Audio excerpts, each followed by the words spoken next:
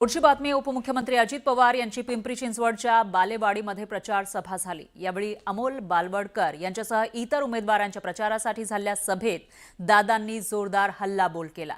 यावेळी त्यांनी चंद्रकांत पाटलांवर नाव न घेता निशाणा साधला। शेवटच्या 1.5 तास अगोदर त्याचा घात केला जातो, त्याची राजकीय हत्या झाल्याची कळते।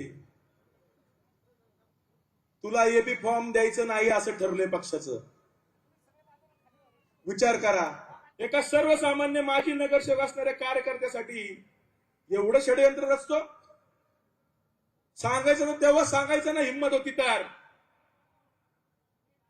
नसती घेतली माघार, अपक्ष उभा राहिला असतो। त्या अमोल बालवडकरचं भाषण ऐकत होतो, काय चूक आहे त्यांची? उद्याच्याला एखाद्या कार्यकर्त्याने एखादी मागणी केली आणि ती आपल्याला देता आली नाही तर 4 गोष्टी समजून सांगता येतात। शेवटपर्यंत तुम्ही त्यांना खिळवत ठेवता, तुम्ही त्यांना नीटपणे उत्तर देऊ शकत नाही। अरे त्यांनी जीवाचं राज केलं पक्ष वाढवण्याच्या करता, आणि तुम्ही मात्र त्यांना अशा पद्धतीने खड्यासारखं बाजूला टाकता। ही महाराष्ट्राची संस्कृती नाहीये, हा महाराष्ट्राचा इतिहास नाहीये। हे कुणाचं काम आहे? केंद्राने भरभरून दिलं, राज्यांनी भरभरून दिलं, ते कुठं कमी पडले नाही, पण इथली लोक कमी पडली। इथं ज्यांच्यावर जबाबदारी होती ते कारभारी लोक कमी पडली।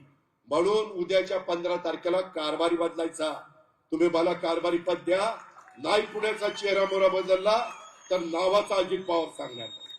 मला वाटतं पुणे तुमचं माझं आहे। बाहेरचे लोक येतील, भाषण करून जातील, अरे जे बरं वाईट व्हायचंय ते तुमचं माझं पुण्यामध्ये होणार आहे, बाहेरचे लोक येणार नाही। आपली माणसं ओळखा, आपली माणसं पहा।